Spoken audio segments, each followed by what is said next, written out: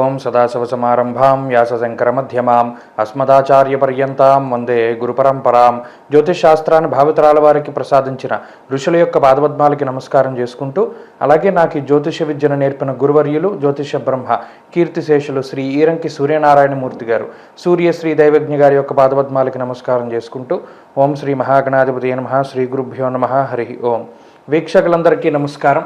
June నెల 9వ తారీఖు లగాయితూ June 15వ తారీఖు శనివారం వరకు ఉండేటువంటి గ్రహగతుల ఆధారంగా ద్వాదశ రాశుల వారికి ఈ వారం ఏ విధమైనటువంటి శుభాశుభ ఫలితాలు కలగబోతూ ఉన్నాయో ఈ కార్యక్రమం ద్వారా తెలుసుకుందాం. అందులో భాగంగా ఈ వారం ఉండేటువంటి గ్రహగతులను గమనిద్దాం.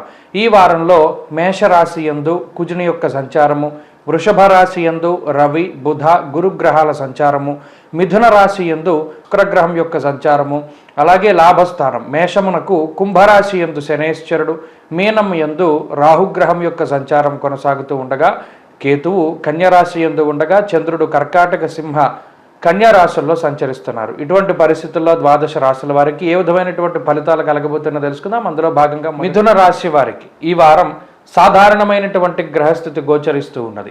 ప్రత్యేకించి ఈ రాశి యందే సంచారం చేస్తూ ఉన్నటువంటి శుక్రుడు ఈ రాశి వారికి అనుకూలమైనటువంటి ఫలితాలను ఇస్తూ ఉండగా, 12వ స్థానమందు చేరినటువంటి గ్రహాలు రవి కానీ బుధుడు కానీ గురుడు కానీ కొంత ప్రతికూలంగా ఉన్నారు. అయితే ఈ రాశి వారికి ఉండే మరొక ప్రధానమైనటువంటి బలం లాభస్థానమందు ఉన్నటువంటి కుజుడు, దశమ కేంద్రంలో ఉన్నటువంటి రాహువు, అలాగే చంద్రుడు వెరసి 4 గ్రహాల శుభ ఫలితాల వల్ల ఈ వారంలో కొంత పరిస్థితులు సామరస్యంగానే ముందుకు సాగబోతూ ఉన్నాయి. ప్రత్యేకించి గత వారాల్లో ఏర్పడినటువంటి ఆర్థిక ఇబ్బందులు కానీ, అనారోగ్య సమస్యలు కానీ, మాట పట్టింపులు కానీ, బంధువులతో వచ్చినటువంటి విభేదాలు కానీ ఇవన్నీ కూడా కొంత సమసిపోవడానికి అవకాశాలు ఉంటాయి. అలాగే గతంలో ఏర్పడినటువంటి ఉద్యోగం తాలూకు ఇబ్బందులు, ఉద్యోగాన్ని అకారణంగా కోల్పోవడము, లేదా ఉద్యోగాన్ని మారవలసి రావడము, లేదా ఉద్యోగంలో ఉన్నతాధికారులతో ఏర్పడినటువంటి సమస్యలు, ఇటువంటి వాటి నుండి బయటపడడానికి ఈ రాశి వారికి ఈ వారం ప్రత్యేకంగా అవకాశం ఉంటుంది. అయితే స్థానచలనము, దూరత్ర ప్రయాణాలు చేయవలసి రావడము, వేరే ప్రాంతాల్లో నివాసం చేయవలసి రావడము, ఉద్యోగ వ్యాపారాల రీత్యా కొంత కుటుంబానికి దూరంగా వెళ్ళవలసి రావడం అనేటువంటి పరిస్థితులు ఈ వారం కూడా మిథున రాశి వారిలో కనబడుతూ ఉన్నాయి.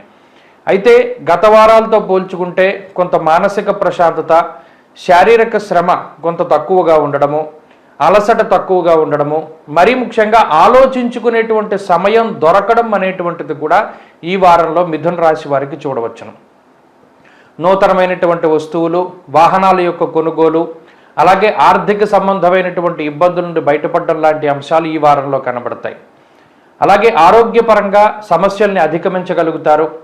కుటుంబ పరంగా ఉన్నటువంటి విషయాలను పరిశీలనం చేస్తే కుటుంబ సభ్యులతోటి కొంత సమయాన్ని ఎక్కువగా గడపలేకపోయినప్పటికీ కూడా కుటుంబ సభ్యుల యొక్క సహాయ సహకారాలు మాత్రం ఈ రాశి వారికి ఉంటాయి. ఉద్యోగ వ్యాపారాల రీత్యా కొంత ఒత్తిడి అధికంగా ఉంటుంది. మరీ ముఖ్యంగా కొన్ని సందర్భాల్లో మీ యొక్క శక్తిని మించి, మీ తెలివిని మించి పనిచేయవలసినటువంటి పరిస్థితులు ఏర్పడతాయి. అటువంటి పరిస్థితుల్లో కూడా చాకచక్యంగా మీరు ముందుకు సాగగలుగుతూ ఉంటారు. అలాగే విద్యార్థులకి గ్రహస్థితి కొంత ప్రతికూలంగా ఉంది కాబట్టి ఆచితూచి ముందుకు వెళుతూ ఉండడం ఈ వారంలో చెప్పదగినటువంటి సూచన. స్త్రీలకు ప్రత్యేకించి ఈ గ్రహస్థితి కొంత అధికమైనటువంటి ఖర్చుకి కారణమవుతూ ఉన్నది. అలాగే కొంత శారీరకమైనటువంటి శ్రమకి అవకాశాన్ని కల్పిస్తుంది. మిథున రాశి వారి వారంలో మరింత అనుకూలమైనటువంటి ఫలితాలని సాధించడానికై ఆంజనేయ స్వామి వారి యొక్క ఆరాధన చేస్తూ ఉండడం చెప్పదగినటువంటి సూచన. ఈ వారంలో కలిసొచ్చేటువంటి రోజు మంగళవారంగా చెప్పవచ్చును. అదృష్ట సంఖ్య 1, అదృష్ట వర్ణము లేత ఎరుపు రంగు.